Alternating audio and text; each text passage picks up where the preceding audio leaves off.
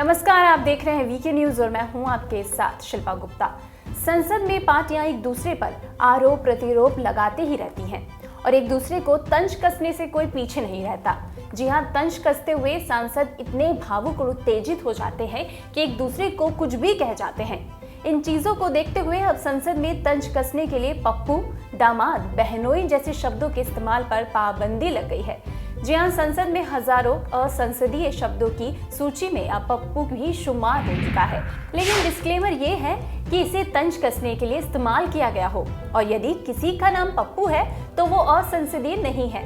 और अगर कोई सदस्य खुद के लिए ये विशेषण किसी भी रूप में इस्तेमाल करता है तो भी कार्रवाई में बना रहेगा।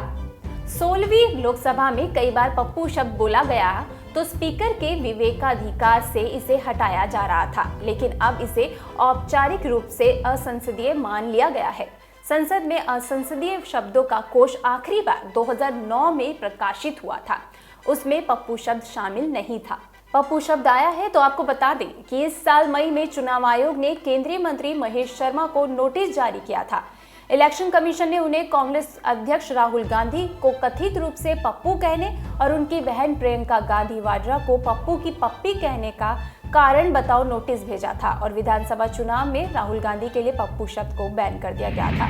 बता दें 2019 में जिन शब्दों को असंसदीय करार दिया गया है उनमें बहनोई और दामाद का रिश्ता भी शामिल है, लेकिन सिर्फ उस स्थिति में जब इसे किसी तरह के आरोप के रूप में इसका दुरुपयोग किया जा रहा हो।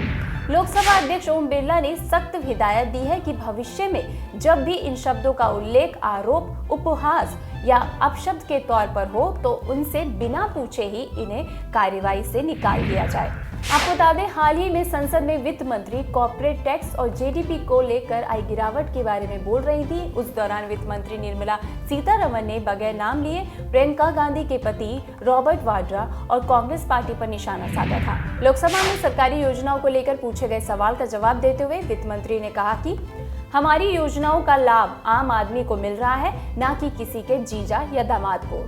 साथ ही लोकसभा अध्यक्ष ओम बिरला ने यह भी हिदायत दी है कि अगर उनके मुंह से भी कोई असंसदीय शब्द निकल जाए तो उसे भी बेझिझक हटा दिया जाए। हाल ही में जब उनके मुंह से निकल गया था कि ये बंगाल असेंबली नहीं है तो इस वाक्य को भी हटा दिया गया था।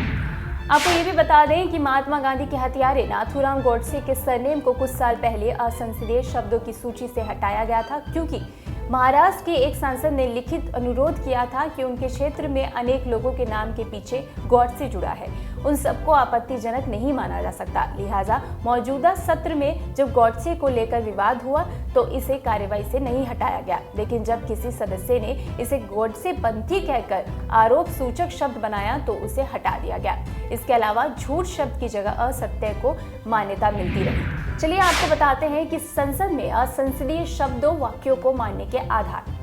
अध्यक्ष के निर्देश पर हटाई गई बातें। अब शब्द मानकर शब्द हटाना। राष्ट्रपति, उपराष्ट्रपति, सभापति, स्पीकर और गवर्नर जैसे संवैधानिक पदों के खिलाफ कही गई बातें। निराधार लगाए आरोप। अदालत के विचाराधीन मामलों की बातें। सुप्रीम कोर्ट, हाई कोर्ट और जजों के खिलाफ की गई टिप्पणियां। सैन्य बलों के प्रमुखों के खिलाफ की गई टिप्पणियां। मित्र देशों के राष्ट्राध्यक्षों एवं शासनाध्यक्षों के खिलाफ की गई टिप्पणियां। तो आपको ये खबर कैसी लगी हमें कमेंट बॉक्स में जरूर बताइए। वीडियो आपको पसंद आया हो तो इसे लाइक करें, शेयर करें और देखते रहें वीके न्यूज। शुक्रिया।